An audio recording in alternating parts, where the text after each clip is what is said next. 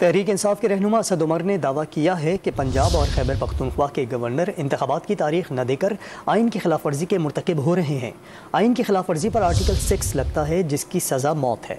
लाहौर में मीडिया से गुफ्तगू में PTI रहनुमा ने खैबर पख्तूनख्वा की निगरां काबीना को PDM की काबीना भी करार दे दिया।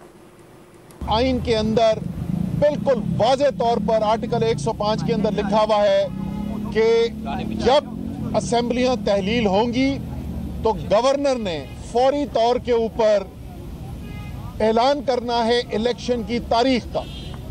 अब पंजाब में एक हफ्ते से ज़्यादा हो गया है, उन्होंने ऐलान नहीं किया। खैबर पख्तूनख्वा में कई दिन गुजर चुके हैं, उन्होंने ऐलान नहीं किया। अगर जानते बूझते आप आइन को मजरूह करते हैं, आप आइन को मुअत्तल करने के कोई इक़दामात करते हैं या बराह रास्त या बिलवास्ता, तो आप गद्दारी के मुर्तकिब हुए हैं। आर्टिकल 6 आइन का आपके ऊपर अप्लाई किया जाएगा और मुझे याद दिलाने की जरूरत नहीं है कि आर्टिकल 6 के अंदर ज्यादा से ज्यादा सजा जो है वो सजाए मौत है।